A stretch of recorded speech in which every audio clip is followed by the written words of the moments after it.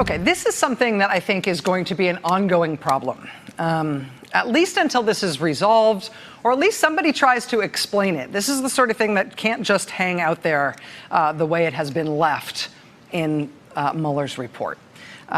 Quoting from the Mueller report, quote, on March 22nd, 2017, the president asked Director of National Intelligence Dan Coats and CIA Director Michael Pompeo to stay behind in the Oval Office after a presidential daily briefing. According to Coats, the president asked them both whether they could say publicly that no link existed between him and Russia. Coats responded that his office had nothing to do with investigations, and it was not his role to make a public statement on the Russia investigation. Okay, so that sounds familiar, right? That jives with what we knew heading into the release of the Mueller report. The Washington Post had reported months ago that President Trump had asked the Director of National Intelligence, Dan Coats, to make a public statement exonerating Trump on the Russia scandal. Coats had refused to do so. The Washington Post was right in that reporting. But then listen to this next part. This is the part that I think is going to leave a mark. Quote, according to a senior official at the Office of the Director of National Intelligence, Michael Dempsey, Coats said after that meeting with the president that the president had brought up the Russia investigation and asked him to contact James Comey to see if there was a way to get past the investigation, get it over with, end it, or words to that effect. Dempsey said that Coats described the president's comments as falling somewhere between musing about hating the investigation and wanting Coats to do something to stop it. Turns out that it was not the only person Dan Coats described that conversation to. Quote, Edward Giustaro, another ODNI official, recalled that right after Coats's meeting with the president on the walk from the Oval Office back to the Eisenhower Executive Office building, Coats said that President Trump had kept him behind to ask him what he could do to help with the investigation.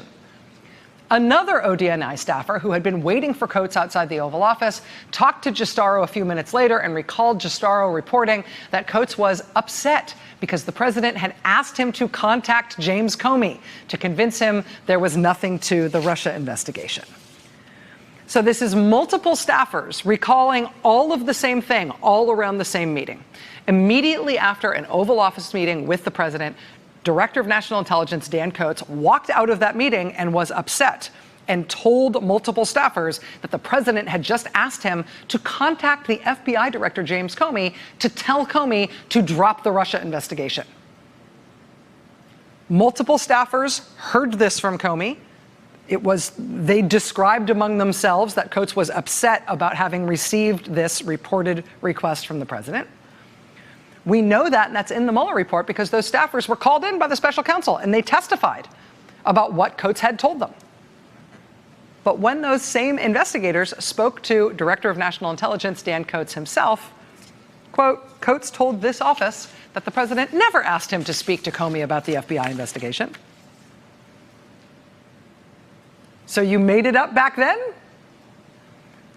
I mean, we now have competing stories about what happened in that meeting with the president. Are the staffers for Dan Coats misremembering this extraordinary thing they say he told them about? Did Dan Coats make that up at the time and feign being upset about it? Did Dan Coats, in fact, get that order from the president and tell all his staffers about it at the time, but then by the time he got in to talk to the special counsel's office, he forgot all about it? Or did Dan Coats tell his staffers one thing about receiving that request from the president, and they saw him be visibly upset in response to it? And then when it came time to talk to the special counsel about it, he told the special counsel something that sounded better for the president. Something that didn't indicate that the president had ordered him to shut down the investigation. I mean, which one of those explanations is what happened here? I mean, what would any of this mean for his tenure as the Director of National Intelligence? And actually, from a legal standpoint, how do you square the competing versions of this story? Joining us now is Barb McQuade. She's a former U.S. attorney in the great state of Michigan. Barb, thank you for being here. Much appreciated. Oh, thanks, Rachel. So the thing that I have trouble with here is that Dan Coats is obviously still the serving Director of National Intelligence. The competing stories that are told in the Mueller report suggest that best case scenario, he forgot that this happened. He told his staffers at the time that it happened, but later when he comes in to talk to the special counsel's office, he couldn't recall. That seems like the best case scenario, in which case I don't really want him as director of national intelligence if he's forgetting stuff like that. The worst case scenario would appear to be that this happened. He told his staffers about it at the time, and then when it came time to talk to the special counsel, he covered up for the president. I find both of these scenarios disturbing, given that he's still in his role. Yeah, this could be one of those instances that we see quite a bit of in the Mueller report, where there's some evidence of a crime, but not enough to establish all of the elements of a crime.